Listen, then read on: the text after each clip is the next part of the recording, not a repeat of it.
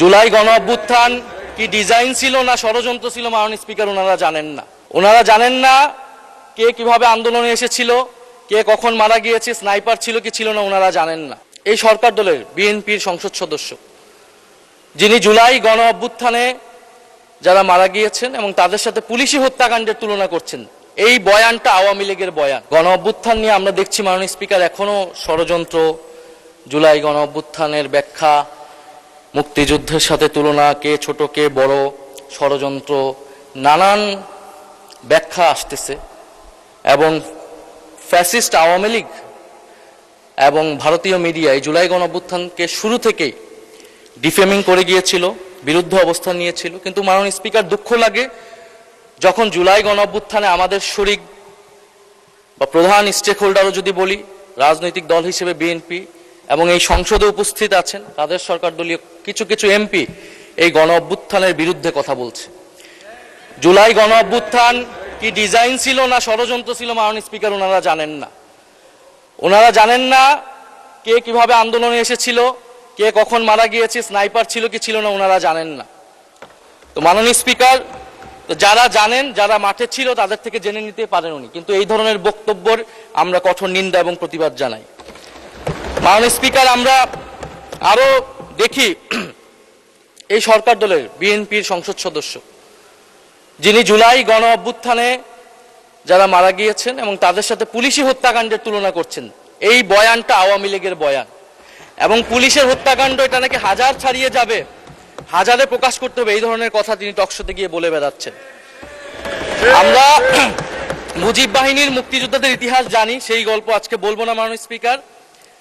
তো কথায় কথায় মুক্তিযুদ্ধকে বিকৃত করা, মুক্তিযুদ্ধের সাথে জুলাই গণ অভ্যুত্থানকে তুলনা করার ষড়যন্ত্র এবং রাজনীতি মাননীয় স্পিকার আমরা কিন্তু ঠিক মতোই বুঝি। মাননীয় স্পিকার, মামলা বাণিজ্য 1499টা মামলা হয়েছে প্রথম আলো একটা রিপোর্টের অনুসারে 5ই আগস্টের পরে। এর মধ্যে প্রথম আলো 40টি মামলা খতিয়ে দেখেছে। প্রথম আলোর একটা অনুসন্ধানী রিপোর্টে মামলার বাদীদের 14 জন বিএনপির সাথে জড়িত। 21টি মামলার হওয়ার আগে পরে কোনো না কোনো আসামির কাছ থেকে অর্থ দাবি, অর্থ লেনদেনের অভিযোগ পাওয়া গিয়েছে।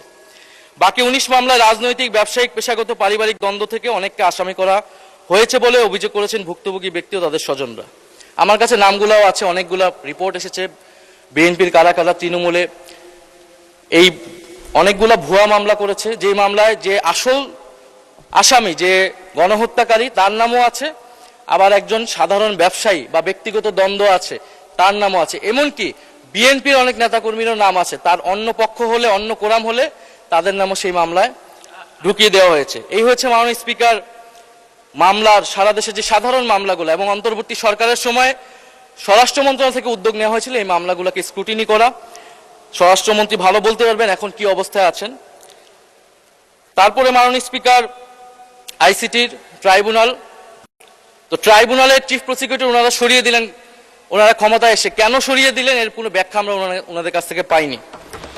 তা আমরা আশা করেছি যে উনি সরিয়ে দিয়েছেন ওনারা, যে এই কাজ, মামলার কাজ যাতে দ্রুততার সাথে এগোয়, আরো দক্ষতার সাথে যাতে ওনারা বিচারগুলো করতে পারেন।